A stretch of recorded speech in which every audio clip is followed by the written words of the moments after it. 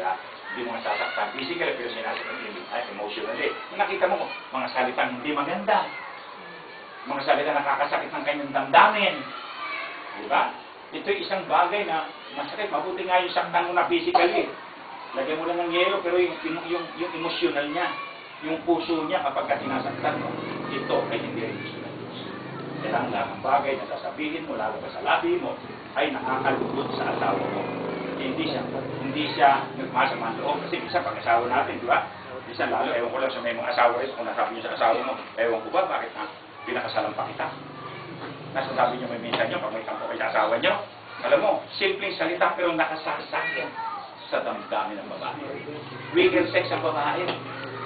Sabi ni Diyos, kaya sabi nito, pangalagaan niya, may wicked sex siya. Kaya Jonathan, wala nang lahat ng sasabi, kahit masama ang loob mo sa kanya, pilitin mo, ayokong saktan ang kalooban ng aking asawa. Tiisin mo na lang.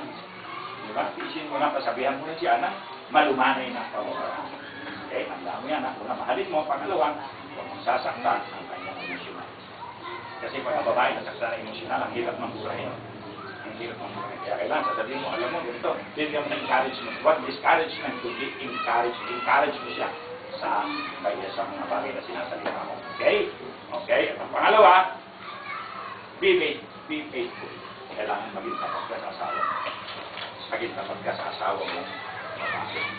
Okay? Kasi kung titignan natin dito sa aklat ng Malakayas, ano, sinasabi rito, kailangan malaman natin ito. Ano? Sabi hindi lamang ito. Sabi sa Malakayas 2, talatang 15. Ganyan ito. Hindi pa kayo pinag-isa ng Diyos. Mga ano ang layon niya? Upang magkaroon kayo ng mga supling na tunay ng mga anak ng Diyos. Mag-ingat nga kayo, huwag magtaksil ang sino man sa inyo sa babaeng pinakasalan ninyo ng kayo kabataan pa. Okay? Ang sabi dito, nasusuklam ako sa naghihiwalay, sabi ni Yahweh. Ang sabi dito, napupuot ako sa taong malupit sa asawa, kaya huwag kayong magtataksil sa inyong asawa. Bible ito. Ginagamit ito ng lahat ng religion. Katoliko, Iglesia, Saksi ni Jehovah, Maglipay, kahit yung kaming mga born again. Diba? Kaya kung sinasabi sa Biblia, sundin mo lang. Huwag na lang. Kayo ba, nagtaksil na kayo sa asawa nyo? Ano niya sinasabi ng Biblia? Pangangalo niya. Ano yung sabi ng pangangalo niya? Ano ba? Sabi sa Mateo. Sabi sa Mateo, ang sino mang lalaki na tumingin sa isang babae na may pagnanasa, may mahalay na pagnanasa, ang sabi ng Biblia, nagkasala ka na. Diba? Kahit wala hindi ako nagkaroon ng kabit, hindi ako nagkaroon ng number 2, hindi ako nagkaroon ng, pero baka mahilig ka magtitingin sa mga babae. Lalo yung, alam nyo naman yan ng mga babae. Diba? Large ang katawan, pero small ang sinusuot na t-shirt. Nakalabas yung mga ganito. Diba ba kapatid? Pagka nagnanasa ka, tandaan nyo, mga lalaki tayo. Ano? Ngayon, tandaan nyo, awan. Ang sino mang lalaki, pag tumitingin ka sa babae, meron kang masidhing pagnanasa, nagkakasala na sa Diyos. Okay? Kaya mata mo, Jonathan.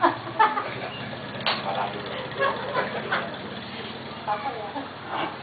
Kasi ulit ang Diyos eh. Alam mo, pag ang Diyos nagalit sa atin, ang buhay natin hindi magiging maganda. Magulo, masalimuot. May puno ng kaguluhan. Hindi mo ba? Kaya ito, sabi ko dyan, napupuot ako sa malupit sa asawa. Huwag tayo maging malupit. Sinabi, mahalin mo siya. Angel mo sa buhay mo yan. Amen? Kaya yun ano, kaya kailangan sa mga lalaki ito. Kaya kailangan be faithful. Kaya kung itingnan natin, ano, sa aklat ng kawikaan. Okay? May mga bagay na sinasabi dito sa aklat ng kawikaan na makita natin. Dito tayo kukuha ng ating aralin, hindi sa mga bagay-bagay na 15. Okay? Sabi rito, sa kawikaan 15. Ito ba yun? Okay? Sabi rito, tayo magkaroon ng tinatawag na kaunawaan dito. Ano, sa 5 talatang 15.